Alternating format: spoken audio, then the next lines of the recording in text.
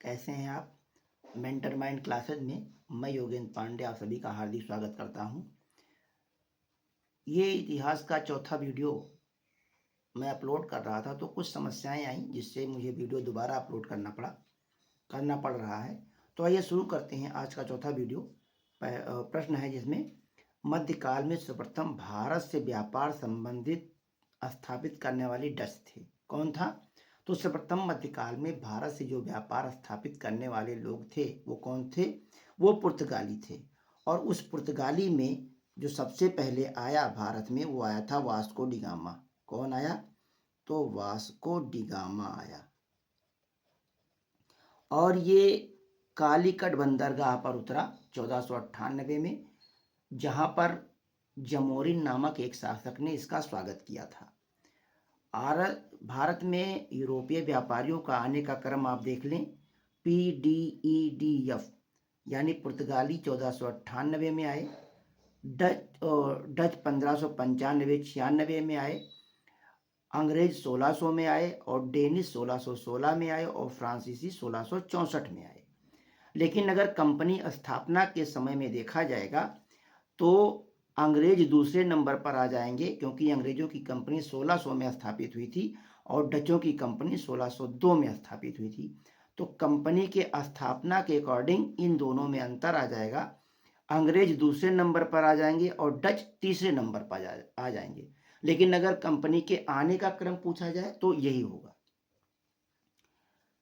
अगला क्वेश्चन है, वह पहला मुगल शासक कौन था जिसने अपने विजय अभियान में तुलगमा रणनीति अपनाई? तो वो पहला सुल्तान था बाबर। कौन था? बाबर। बाबर ने उज़्बेकों से तुलगमा युद्ध पद्धति से की थी और पहली बात इस पद्धति का प्रयोग उसने पानीपत के प्रथम युद्ध में किया था। पानीपत के प्रथम युद्ध में ही पहली बार तोपों का भी प्रयोग किया गया बाबर के द्वारा, जिसे उस्मानी विध से लगाया गया था। हल्दी घाटी की लड़ाई किनके बीच लड़ी गई थी? तो हल्दी घाटी की लड़ाई अकबर और महाराणा प्रताप के बीच लड़ी गई थी। हल्दी घाटी की लड़ाई अकबर और महाराणा प्रताप के बीच लड़ी गई थी और यह युद्ध 18 से 21 जून 1576 को हुआ था, जिसमें मुगल सेना का नेतृत्व राजा मान सिंह ने किया था। इस युद्ध में अकबर को विजय नहीं मिली, बल्कि अकबर को बहुत सारी सेना का नुकसान हुआ और महाराणा प्रताप बच करके पहाड़ियों में जाकर के छिप गए। अकबर और राणा संग, ये दूसरा युद्ध है, खातौली का युद्ध हुआ था, जिसमें राणा संग्राम सिंह और इब्राहिम लोदी के बीच में हुआ था। राणा संग्राम सिंह के और बाबर के बीच में खानवा का युद्ध 1527 AD में हुआ था। तो इस तरीके से कृषकों की सहायता हेतु किस मध्ययुगीन शासक ने पट्टा एवं कबूलियत की व्यवस्था प्रारंभ की? तो यह व्यक्ति था शेरशाह सूरी। कौन था ये? तो ये शेरशाह सूरी था, जिसने पट्टा और कबूलियत जैसे सिस्टम लागू किए थे किसानों के लिए। अगले क्वेश्चन पर चलते हैं और अगला क्वेश्चन जो है वो ये है कि निम्नलिखित युग्मों से कौन सा सही नहीं है? कौन सा सही नहीं है? आइए देखते हैं। तो जहांगीर के शासनकाल में विलियम हॉकिंस आए थे, बिल्कुल सही है। कैसे याद रखेंगे? तो हॉकिंस का कुकर जहांगीर को मिला था, है ना। इंग्लैंड के शासक ने हॉकिंस का कुकर जहांगीर को दिया था, ऐसा याद रखिएगा। अकबर के शासनकाल में टामसरो आया, ये गलत है। शाहजहां के शासनकाल में ट्रेवर्नियर आए थे, ये भी सही है। औरंगजेब के शासनकाल में मनूची आया था, ये भी सही है। अब अकबर के काल में आने वाले जो यात्री थे वो थे फादर मॉन्सेरेट, एंटोनियो मॉन्सेरेट और राल्फ फिच, जो 1583 में आए थे। अकबर के दरबार में आने वाला पहला अंग्रेज था राल्फ फिच। अगला है, किस मुगल शासक ने भारत की वनस्पतियों और प्राणी जगत की ऋतुओं और फलों का विशद विवरण अपनी डायरी में दिया है? अपनी डायरी का मतलब उसने अपना एक आत्मकथा लिखा, जिसे हम तुझके बाबरी के नाम से जानते हैं। तो आप जान गए होंगे कि ये बाबर की आत्मकथा है, जिसमें उसने जलवायु, फसलों, फलों और मौसम के बारे में जिक्र किया है। मुगल चित्रकला के विषय में कौन सा कथन सत्य है? तो इसमें सारे कथन सत्य हैं। वृद्ध दृश्य भी मुगल चित्रकला का प्रमुख रहा है। पशु पक्षी एवं प्राकृतिक दृश्य भी रहे हैं। दरबारी चित्रण भी प्रस्तुत किया गया है। तो इस प्रकार के सभी उपयुक्त दृश्य मुगल चित्रकला के विषय में जानकारी प्रदान करते हैं। जो जहांगीर का शासनकाल था, जहांगीर का जो शासनकाल था वो मुगल चित्रकला का स्वर्ण काल था। मुगल चित्रकला का स्वर्ण काल।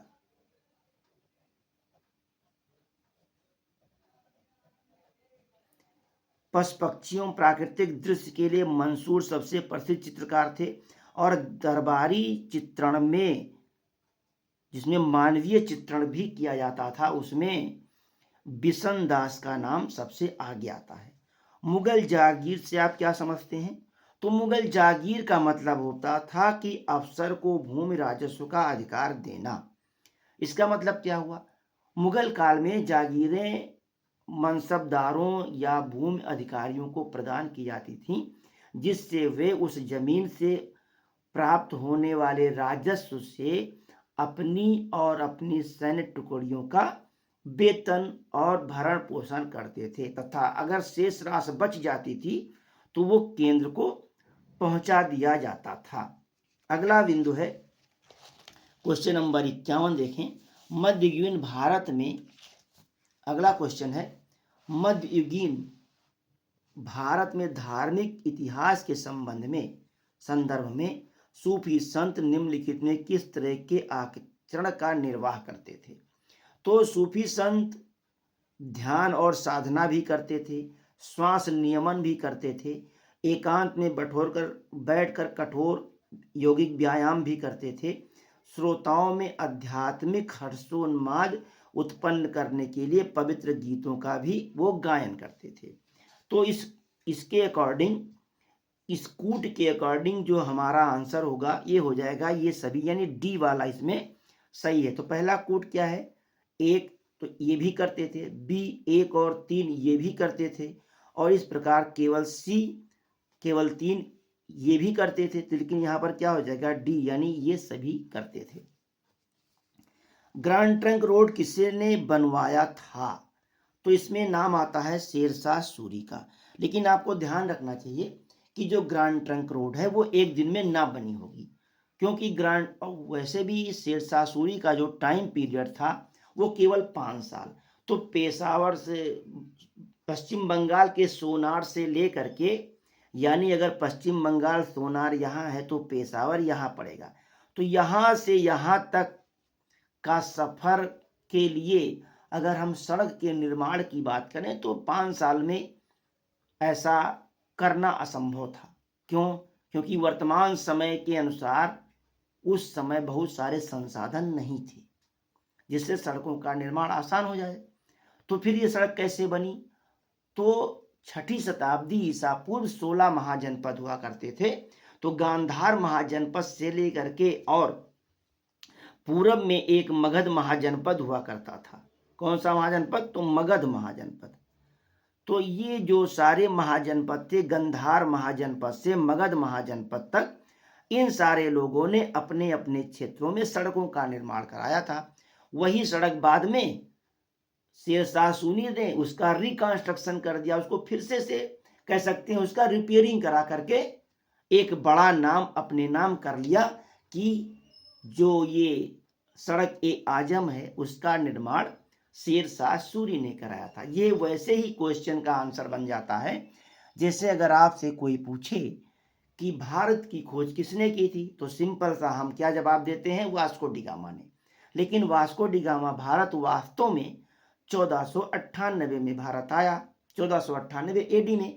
तो भैया हमारे, क्या 1498 एडी के पहले भारत का अस्तित्व नहीं था?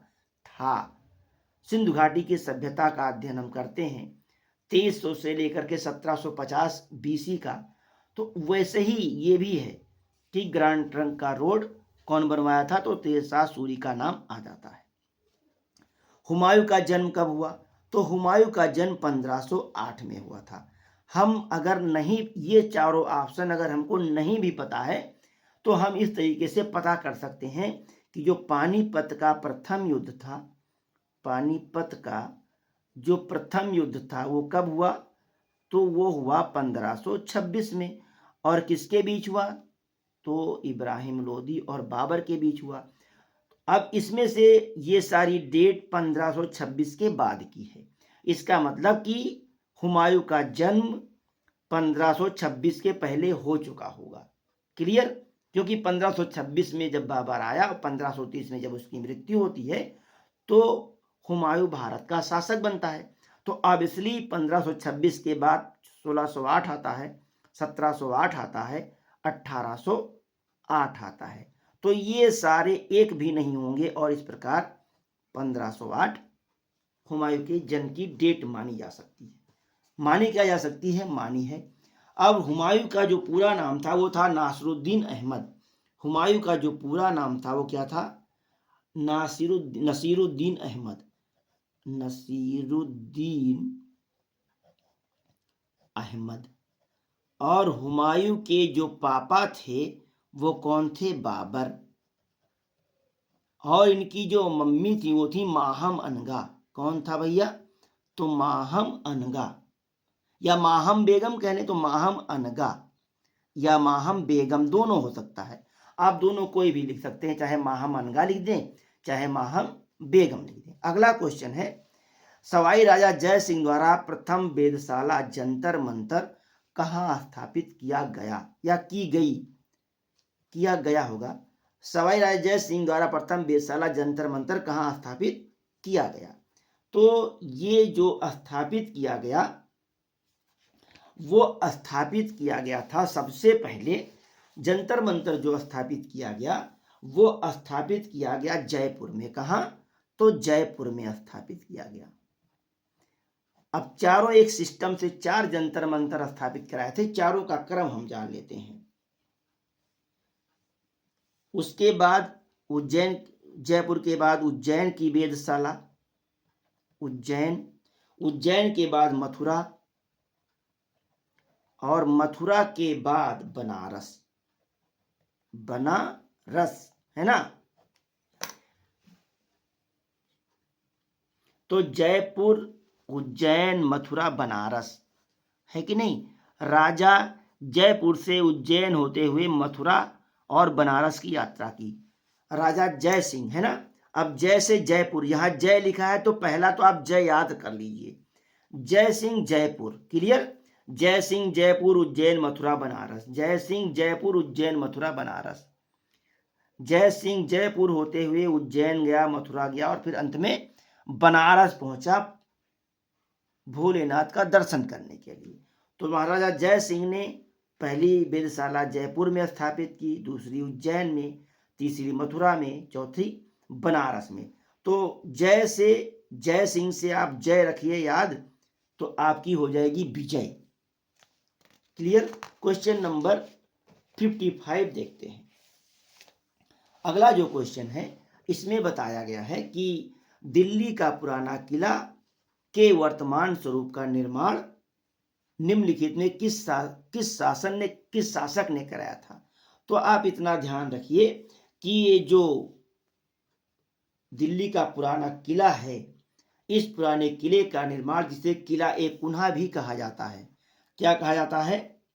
जिसे किला ए कुन्हा कहा जाता है, इसका निर्माण शेरशाह, किसने? शेरशाह ने कब कराया था? तो 1538 और 45 के मध्य कराया था, जिसे क्या कहते हैं? किला ए कुन्हा कहा जाता है, किला ए कुन्हा। कभी कभी ऐसा भी पूछ लेता है कि किला ए कुन्हा का निर्माण किसने कराया था? तो आपको याद रखना है शेरशाह सूरी ने कराया था। बहमनी राज्य स्थापित हुआ था 15वीं में, 13वीं में, 14वीं में या 16वीं में।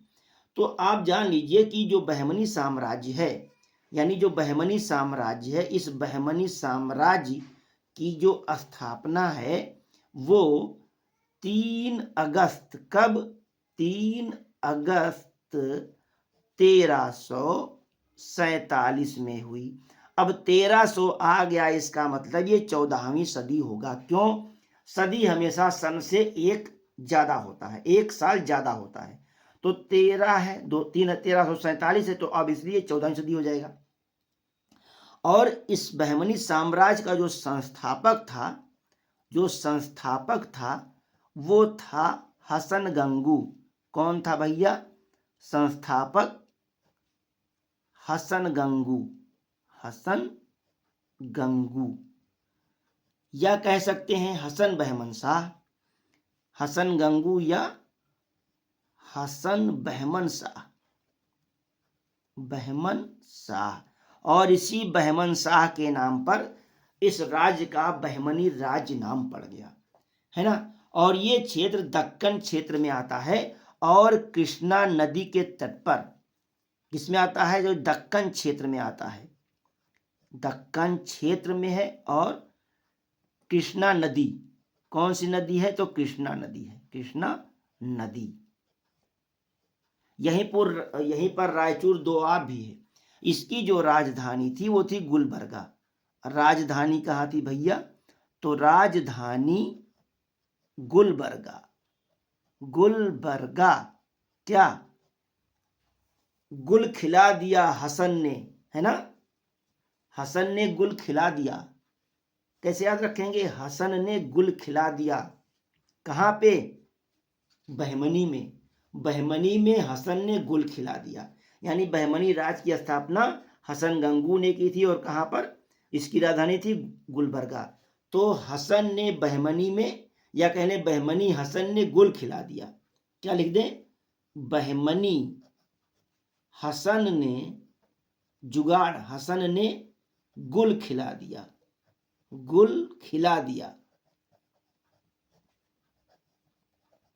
क्या हो गया? बहमनी साम्राज्य की स्थापना हसन गंगू ने की थी और इसकी राजधानी क्या थी? गुलबर्गा। तो बहमनी से बहमनी साम्राज्य, हसन से हसन गंगू, गुल से गुलबर्गा। तीनों चीजें आपको याद हो गई। देखिए, ये इतिहास एक ऐसा विषय है जिसमें आप अपने मन से जब इसको कई बार पढ़ेंगे तो बहुत सारे ट्रिक अपने आप बना लेंगे याद करने के लिए। सल्तनत के निम्नलिखित सुल्तानों में से किसने सर्वप्रथम अपनी राजधानी दिल्ली स्थानांतरित की थी? तो ऐसा शासक था इल्तुतमिश। कौन था? तो इल्तुतमिश। सल्तनत काल के शासकों में सर्वप्रथम 1210 से, जो इल्तुतमिश का शासनकाल है वो 1210 से और 1236 तक है। 1229 में बगदाद के खलीफा ने खिल्लत प्रदान की। क्या प्रदान किया? खिल्लत प्रदान किया कि तुम शासक हो। खिल्लत प्रदान किया। प्रदान किसको? इल्तुतमिश को। जिससे इल्तुतमिश एक वैध सुल्तान और दिल्ली का स्वतंत्र शासक बन गया। निम्न में से किसने मध्यकालीन भारत में तोपों का इस्तेमाल किया? तो इसका नाम अभी हमने पढ़ा, ये बाबर ने किया था। इब्राहिम लोदी के साथ उसका युद्ध हुआ था। किसका? बाबर का। पानीपत का प्रथम युद्ध। पानीपत का प्रथम युद्ध तो कब हुआ भैया? ये 1526 में हुआ, है ना। पानीपत का प्रथम युद्ध कब हुआ था? 1526 में, जिसने इब्राहिम लोदी को इस युद्ध में पराजित किया। और इस युद्ध में आधुनिक हथियार, तोपों और बारूदों का इस्तेमाल किया गया। क्या किया गया? तोपों और बारूदों का इस्तेमाल। तोपों और बारूदों का प्रयोग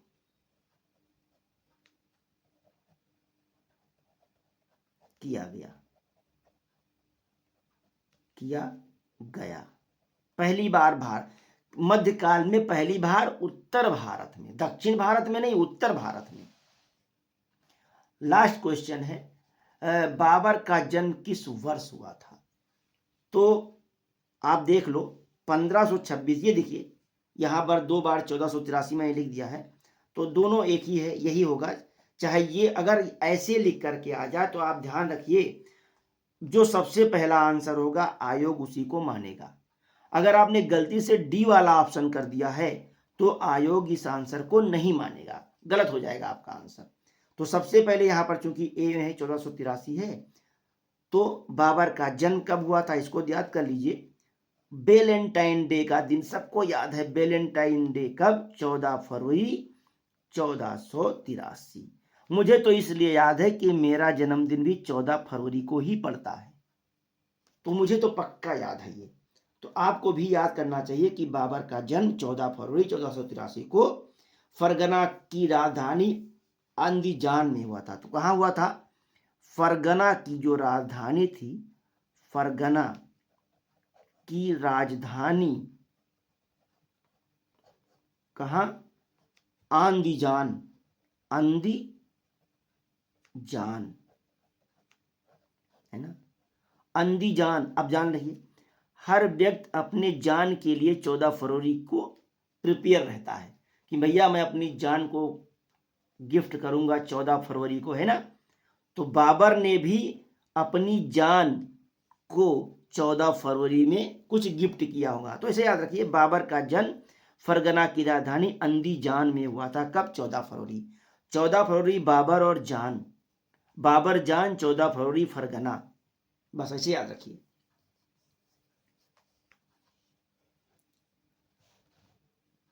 तो आज के लिए बस इतना ही। अगला क्वेश्चन अगले टर्म पर डिस्कस करेंगे। ये वीडियो कैसा लगा आप लोग कमेंट बॉक्स में जरूर लिखिएगा। और मेरी जहाँ तक इच्छा है, मैं चाहता हूँ कि ऐसे ही सारे कॉम्पिटिटिव एग्जाम के लिए मैं इतिहास के प्रश्नों की श्रृंखला आपके समक्ष प्रस्तुत करता रहूँ। तो मेंटर माइंड क्लासेस की तरफ से एक बार पुनः आप सभी को बहुत बहुत धन्यवाद।